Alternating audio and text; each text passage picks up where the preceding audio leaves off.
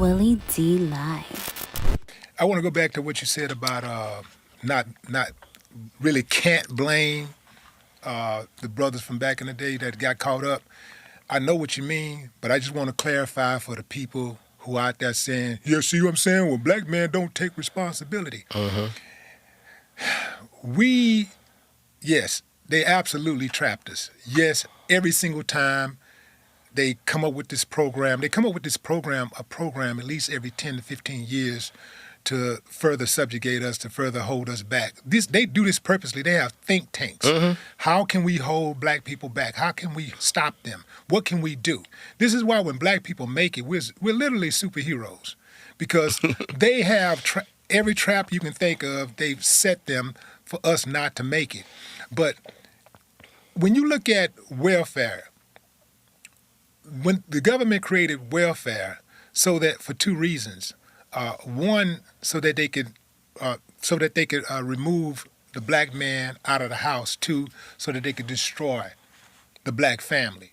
Now, of course, they gave white folks welfare too, but they had a man in the house rule, meaning that no man could be inside of the house, but they would be more lenient when it came to white households. So the white woman was able to keep her man in the house, and they wouldn't enforce it. But when it came to the black woman, you know, they'd make sure they make an example out of her if they found a man inside of that house.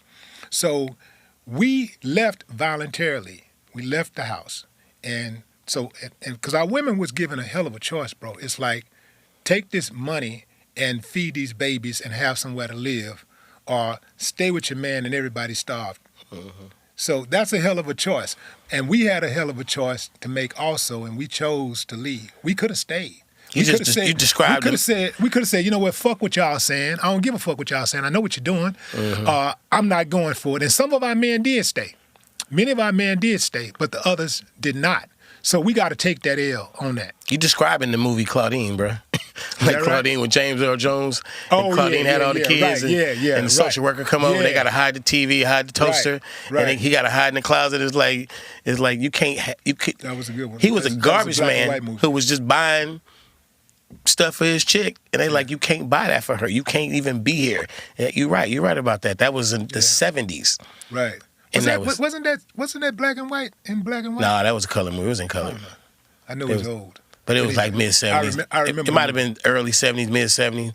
But it's the same you just described. If you go back and watch the movie, you can see that same scenario taking place when we was little kids. Yeah.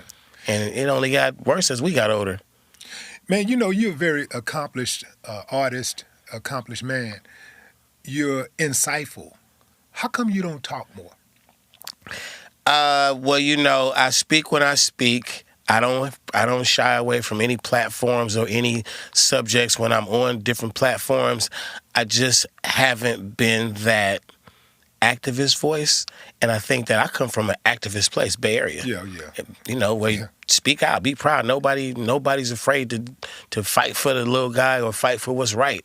I'm always lending my support to different causes, especially like local causes in the Bay. But at the same time, man, I'm leery, you know, black man, kind of leery of the way your actions are twisted in the media and stuff. And I kind of just been that guy who I do. I don't really I don't say it. I just do it. So the stuff that I do, the causes that I support, I never get a media person to a PR person to promote that, or I don't need to be my name stamped on what I champion. I just do it, man. And I just do it because I really truly believe in it. And I put a lot of what I believe in the music because I think that that's where my strength was getting people to listen to me.